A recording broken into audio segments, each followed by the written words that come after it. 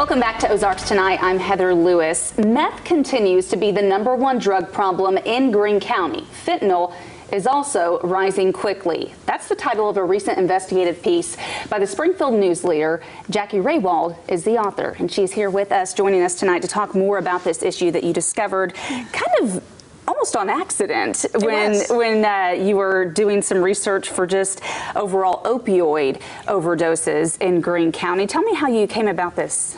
Well, I've been looking into the opioid epidemic for a few years now, and that's really been kind of something I've focused on.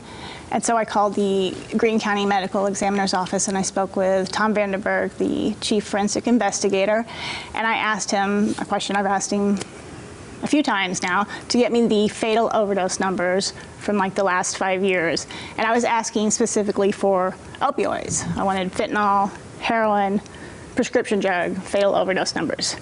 And our conversation continued, and he commented that fatal meth overdoses is still a problem in Greene County. It's a increasing problem in Greene County, and I was surprised. Meth was not on my radar when I think of fatal overdoses, because you hear so much about the opioid fatal overdoses. So I asked him to include those numbers. And a few days later, he called me back, and I was really surprised by the information he had for me, because fatal meth overdoses have surpassed fatal opioid overdoses in Greene County. In Greene County. So, and that's something that we always hear about nationwide, is the opioid crisis. What did you find in your research, rather, that is leading to more meth overdoses? Yeah. Well, and I'm certainly not saying that the opioid problem Yeah, we don't want to overlook that. No, that is continuing to increase, and that's something we can discuss as well. But I reached out to Springfield Police Department and spoke to Lieutenant Eric Reese with narcotics, and I asked him, what's going on with meth these days? And he told me something that's not necessarily news, kind of knew it, but the meth today on the streets of Greene County, and really nationwide, it's more pure, it's cheaper, and it's more plentiful. He said the stuff they're seeing is 97% pure, and it's cheap. And it's not really coming from meth labs anymore either. Meth like labs. We're used to seeing, like the police go in, they bust a meth lab and stuff like that. That's really not the case. Yeah, if you went back, 10 years, we were really the meth lab capital, and there are no more meth labs. He said there were 3 meth labs last year. Lieutenant Reese said that, and he described them as lab trash. They're not really the meth labs that we think of. It was just, a 2-liter bottle and some tubing thrown beside the road, and they have to clean it up and report it as a lab. Like I said, he called it lab trash. He even theorized that perhaps it's like an old meth cook getting out of prison, doesn't have any connections, and just kind of going back to what they know. But the meth today, again, this is nationwide, it's being made in super labs in other countries, and being transported in. It's being made in facilities. It's no longer like a mom and pop operation in somebody's basement. So. And you also spoke with the Greene County Medical Examiner's Office, like you mentioned, the fatal meth overdoses on the rise. Do you have some of those numbers with you right now? Yeah. Last year in Greene County, there were 41 fatal methamphetamine overdoses. Go back a few years before that, there were 27. You go back 10 years, there were 3. So it's definitely a difference from what we're seeing. What does an overdose look like with meth? I spoke with a Mercy ER doc, and he described it. It was interesting because he had done 4 years training in Ohio, came here just a few years ago, and in Ohio he had never seen a meth overdose. Comes here and sees them all the time.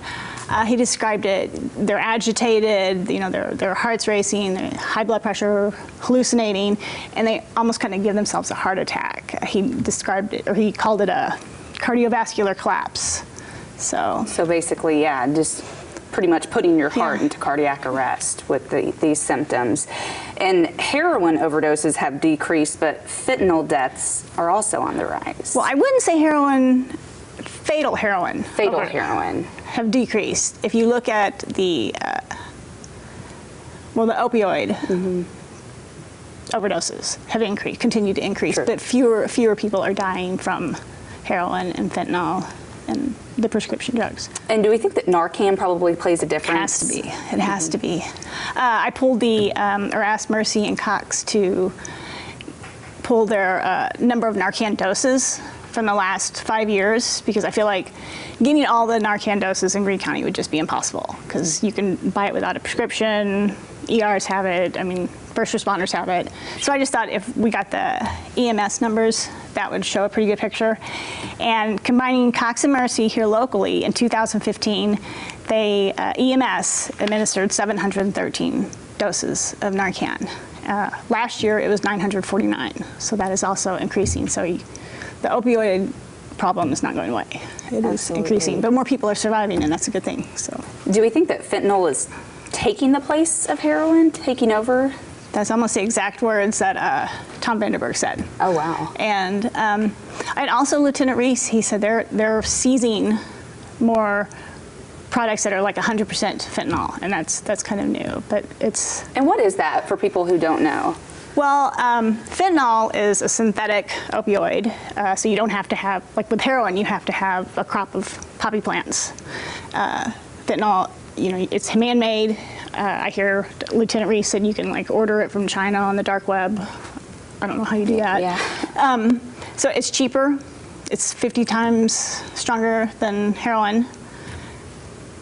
And it's often, I've heard in a lot of reports that it's laced, like heroin is laced with fentanyl too, which makes it even more potent. Yeah, dealers are cutting it. You can make more money, more product. So still a big issue that's going on in Greene County, something that, yes, we hear a lot of the opioid crisis, and we should not discount that because those numbers are alarming and continue to stay steady as well. But meth, still a big problem in the Ozarks. How about that? Okay, and this is Jackie Rehwald with the Springfield News-Leader.